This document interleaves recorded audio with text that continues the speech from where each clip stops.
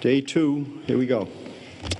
So I just want to thank everybody that's listening in today, and again, another shout out to the team that preceded me as I was incoming governor, Dr. Alexander Scott, and along with Commissioner Infante Green is here today with us, and Commerce Secretary Price. So thank you for joining me.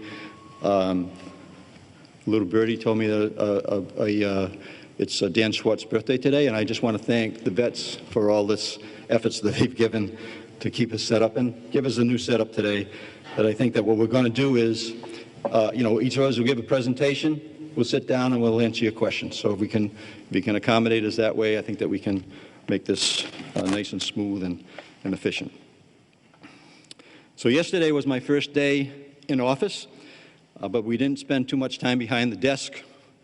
I spend the day out in the community with municipal leaders, faith leaders, small business owners, talking about why we need to build engagement and create a full state response to help us get shots in the arms and overcome vaccine hesitancy. We visited the Providence Vaccine Clinic at the John Hope Settlement House. We saw a great example of how we can engage communities in our vaccine rollout. A team the community knows and trusts, getting people in the door and putting shots in the arms. We met with faith leaders at a Providence church that's been an important pillar of this community on Broad Street to help keep its congregation and its neighbors connected.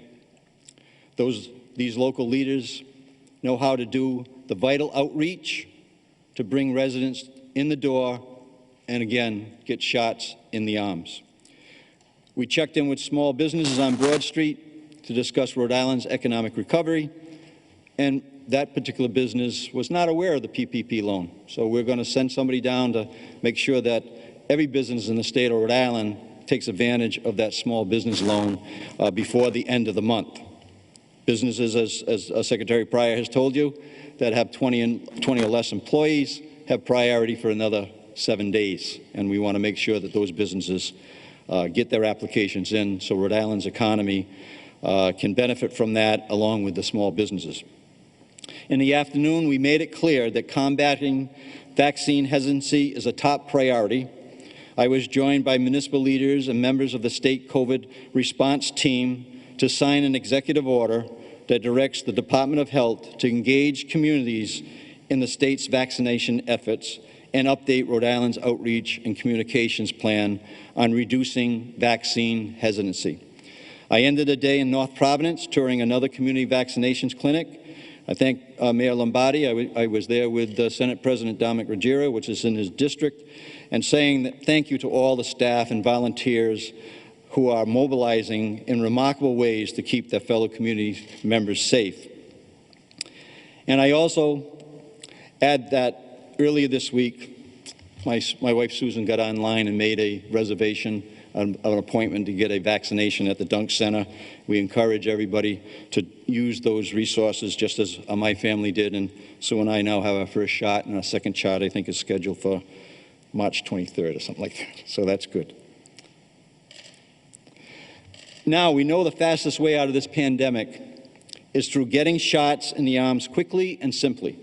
Rhode Island is making headway toward that goal.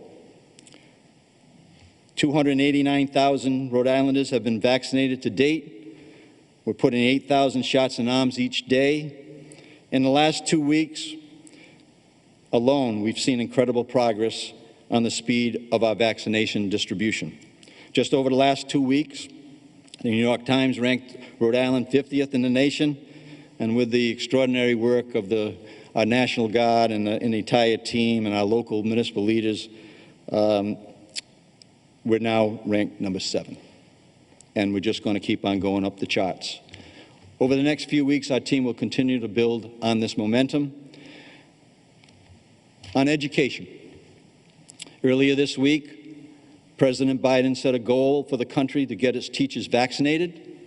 It's nice to know that he agrees with the state of Rhode Island and the new governor, that his directive was heard loud and clear and we're going to adopt that as our goal to get a shot in the arm of all teachers and related staff with a high goal of before the end of the month. Rhode Island is working on a plan to get shots in the arm of all teachers and school staff. We'll have more to say on that next week. We know Rhode Island is just one of the few states in the nation that is absent a plan to get teachers and school staff vaccinated, and this is the time to do it. Right now, through the work that's been going on over the last few weeks, more than 80% of Rhode Islanders aged 75 and over are vaccinated, and more than 60% of Rhode Islanders aged 65 to 74 are vaccinated. And there's 46,000 more appointments that have been scheduled between now and March 13th. In just a moment, Secretary Pryor will provide some updates on changes in the business restrictions. I'll let him outline the details, but I'll say once again that our goal is to identify areas where we can provide businesses with incremental flexibility that will not impact our positivity rate or our hospitalization rates. That being said, now is the time to double down on the following guidelines, protocols: wearing masks and being as diligent as possible. We don't want this variant to get us off track. If we can keep Rhode Island in a stable place, we can continue to build on this incremental flexibility. Right now, we're looking at daylight savings time, put a little sunlight, more sunlight in the state of Rhode Island around March 14th as our next benchmark for moving forward on flexibility on our businesses. I'll wrap up by saying that as our teams move forward, this will be our approach: getting vaccines out of inventory and into arms, increasing capacity so when vaccine supplies increases, we're ready to go, supporting our communities as we merge municipal vaccine sites into strategic regional sites, opening additional state sites, and engaging our cities and towns on a plan to vaccinate teachers and school staff. I want Rhode Islanders to know that our team is working every day to get shots in the arms, teachers and students back in the classrooms, and businesses back to business. Together, we will beat COVID-19, who is our enemy, and we're going to beat our enemy.